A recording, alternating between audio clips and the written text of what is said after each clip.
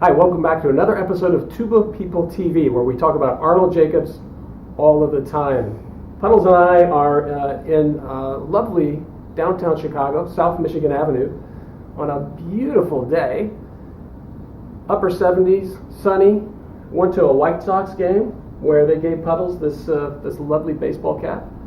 And we're here in the home of Charles Shookett. And Charlie, we thank you again. I think this is number 3 in your apartment, so thank you very much. And we're here with Jonathan Bowen. It's nice great to meet you. Great to finally meet you. Great to be here. In case you don't know who Jonathan Bowen is, he's the principal horn of the Lyric Opera of Chicago, principal horn of the Grant Park Orchestra, teaches at Northwestern University, teaches at Roosevelt University, and along the way had a very focused, brief, but important interaction with Mr. Jacobs. I'm wondering if you can tell us about that. Well, it was about 1996 or so, and I found myself, I woke up one day and I couldn't play anything above the staff. And the setting for it was, Vivaldi had written a couple 2-horn concertos. One's in the staff and one is way over the staff.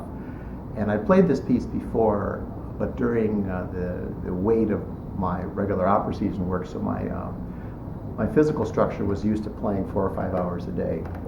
But I had a repeat performance of this, I think it was in May, and I was not in my opera strength mode, but I was practicing and doing my usual routine, off-season routine.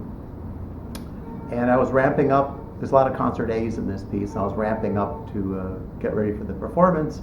Overdid it one day, and the next day I couldn't play anything above the staff. And I thought, wow, my daughter's 1 year old. I better look at another profession.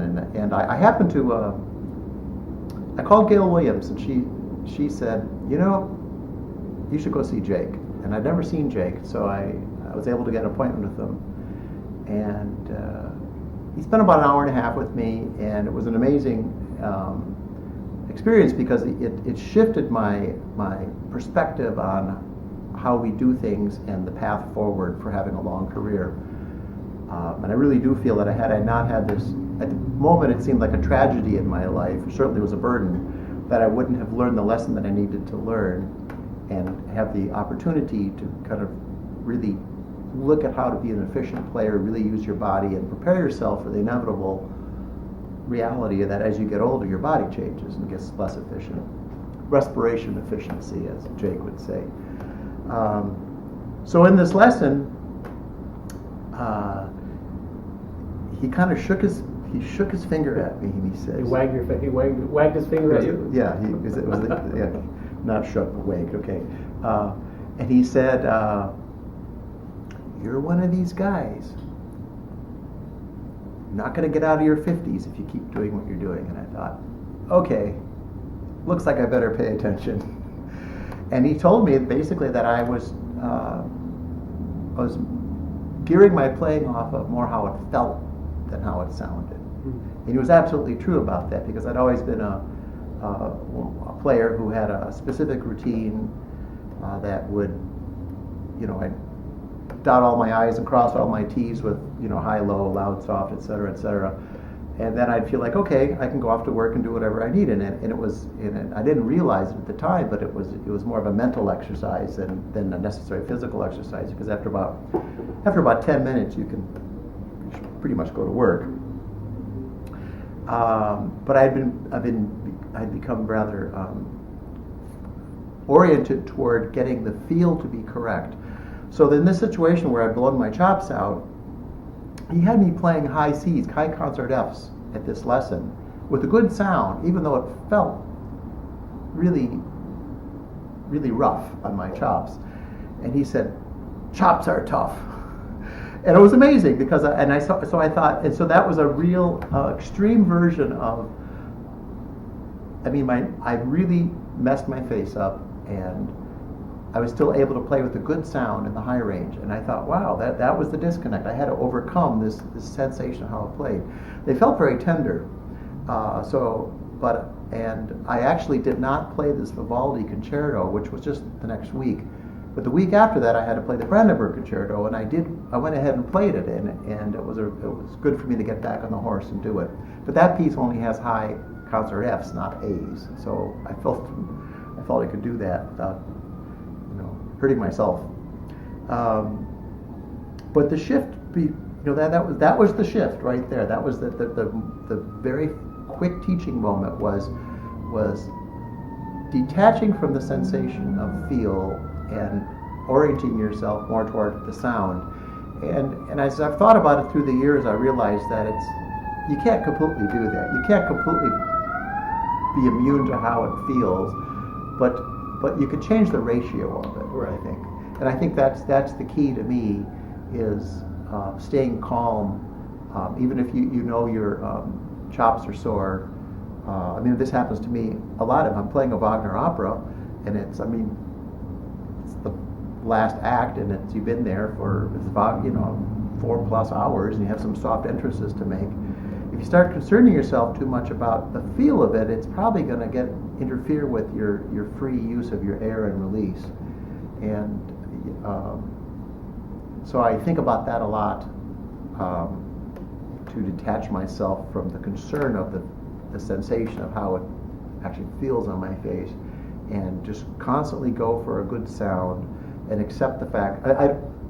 My mantra is more like committing to the process of playing, and I feel that if I commit to healthy breath and release, the worst case scenario is you have a blemish on the beginning of the note, but you get the process going, and you can certainly link another note to it. So that's what Jake taught me, and I'm grateful.